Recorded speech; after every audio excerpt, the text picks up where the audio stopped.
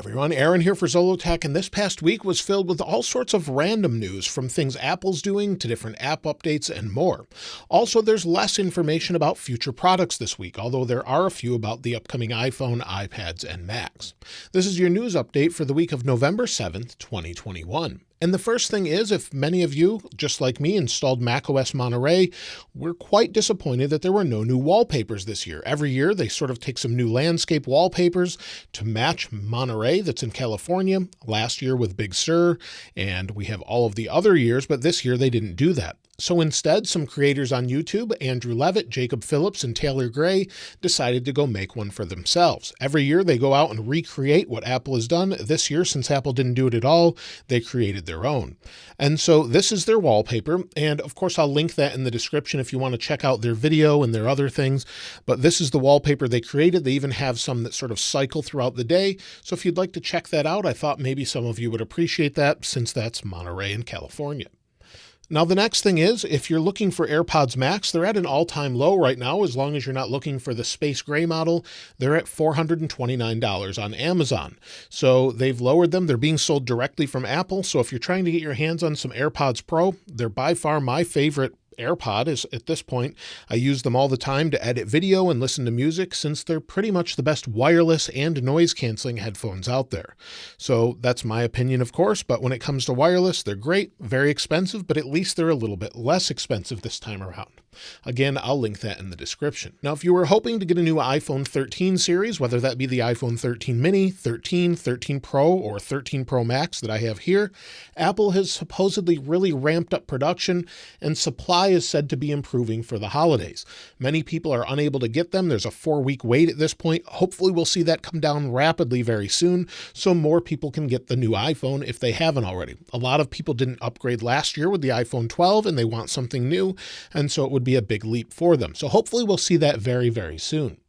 Now, if you use WhatsApp, there's some news about that as well. If you use the WhatsApp app, they've released multiple device support now to allow you to use WhatsApp on not only iOS, but also Android as well, up to 4 devices. So maybe you have multiple devices in your family. You've got a Pixel or something else, and you want to use WhatsApp interchangeably between them. You can now do that with up to 4 devices. So that's something that's made available from WhatsApp now for those of you that use that.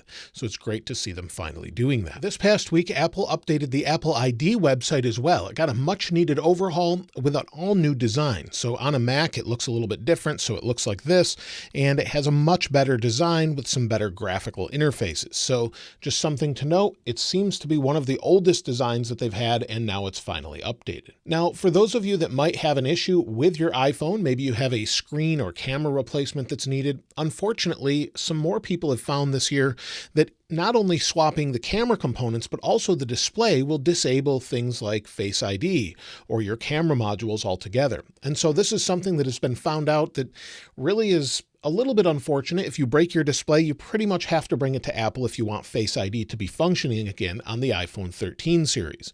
Now, some of this makes sense since we're going to have new sorts of identification where Apple's trying to enable it so we can use maybe our license on our device. Some states in the United States have already signed on and said that will be allowed, but in other cases, some states have not. And in order to make sure that it's secure and that it's really you, Face ID needs to be made sure that it's working securely and properly. And I'm imagining this is why Apple decided to go this route.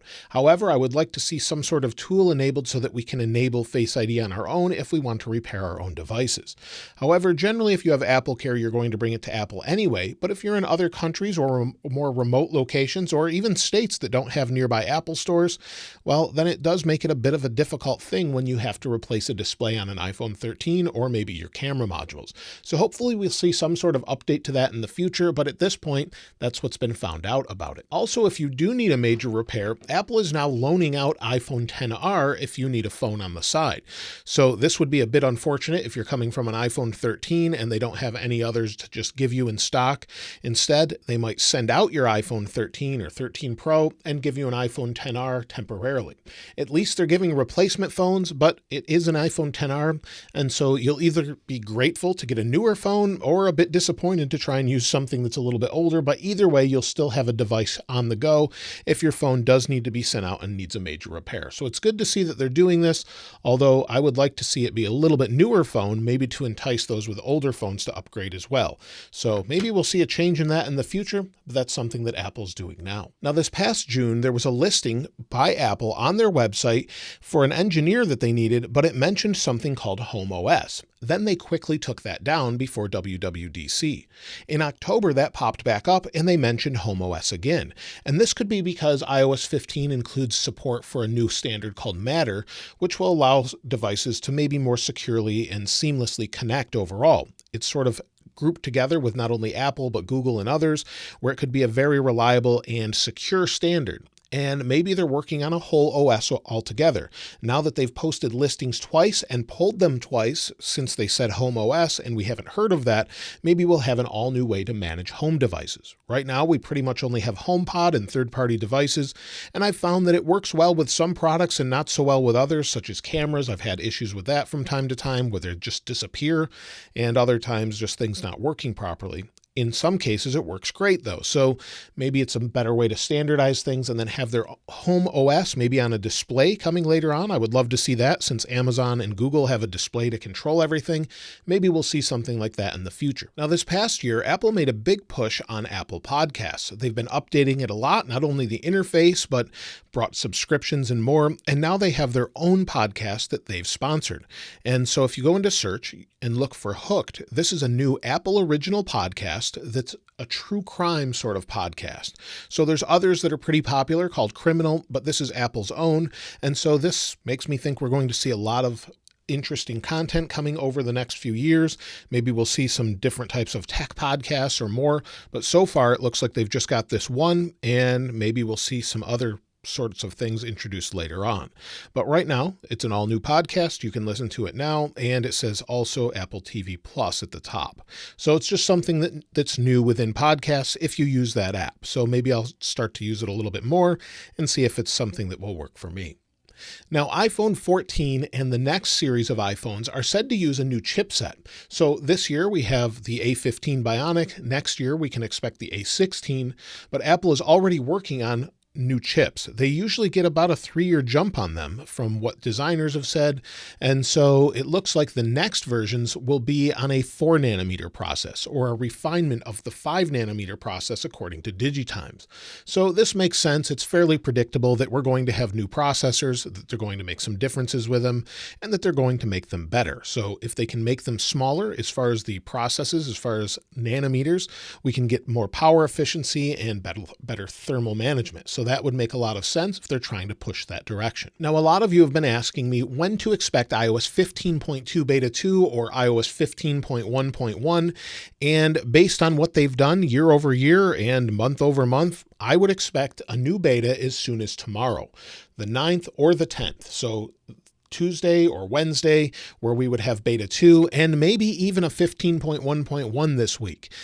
It would make sense since last week they released tvOS 15.1.1 and HomePod OS 15.1.1. They released those sort of one day, then the next day, and then we had nothing else. So we haven't really seen this before where they push out an update but don't release anything else to the public. So normally it's all at once. So we could expect either that or maybe they'll just jump right to iOS 15.2. They've been fairly unpredictable. But as we get closer to the holidays, typically in the middle of December, there's sort of a halt on these sorts of updates and they'll stop until the first of the year. Then we'll move into the next version of updates. So generally we'll have maybe a couple updates or an update here before the holidays and then maybe one after. We'll have to wait and see what they do. But at this point last year, we already had iOS 14.2. So at this point, I would expect something very soon, at least a beta tomorrow or the next day. Either way, we should see something very soon. When it comes to the iPad, the 4th generation iPad from 2012 is now considered obsolete according to Apple. The 2012 iPad had an A6X CPU unit, and while it still works, they'll just no longer support it. It's now a legacy device. However, future devices are said to sort of get some upgrades, such as ProMotion. Apple this year released an updated iPad mini that's sort of squared off like this iPad Air and had a jelly scrolling effect when you scrolled, and a lot of people complained about that. I personally was not bothered by it. My wife is using it full time and hasn't mentioned it as a problem. But in order to resolve that issue, Apple is said to be researching ProMotion on it. Now, this is from a Korean forum, and whether or not it's trusted or not is hard to say, but it does make sense that they would take existing technologies and then roll them into other devices down the road. ProMotion is probably something that will be on all Apple devices within the next few years based on how they've done things in the past. So 120 hertz would definitely fix some of those issues and makes a lot of sense, but whether or not they're actually testing it or doing it for that reason as far as the jelly scrolling issue is hard to say. However, future iPads are said to maybe get OLED again. We keep hearing that rumor, and the elec is saying that Apple is researching OLED displays, double-stacked OLEDs that would be brighter. However, I'm fairly skeptical of this, as Apple typically says they're all in on whatever sort of display technology they're on. So right now with the new MacBook Pro, they released mini LED displays. On this iPad Pro from 2021, it has a mini LED display. Typically, they'll make a push toward that display technology, and the next upcoming display technology is micro LED, where it would be more power efficient and maybe less of an issue for people's eyes with PWM. It's hard to say. It doesn't seem to bother me on this display as it's LCD, but it would be better than OLED in many ways as far as color accuracy and more over time. Either way, it makes sense that they're doing this. Nikkei Asia has said that they're working on micro LED instead. So we keep hearing OLED. I'm fairly doubtful of that, as Apple seems to be making a big push in mini LED and then maybe micro LED. But either way, that keeps popping up. As far as the upcoming Macs, well, we're still waiting for an iMac, and it's said that there's going to be an iMac Pro 27-inch in the works, similar to the iMac Pro we have now, but with the new M1 Max chipsets in it. That makes a lot of sense, and the recent rumors are saying that it will release in the first half of 2022. Again, this makes a lot of sense. So we'll just have to wait and see. I'm looking forward to a new iMac and Mac Pro, but right now, at the end of this year, we're just going to see a couple more updates and maybe some updates to some apps and things like that. But either way, let me know what you're most excited for by the end of this year or into next year, what you're looking most forward to.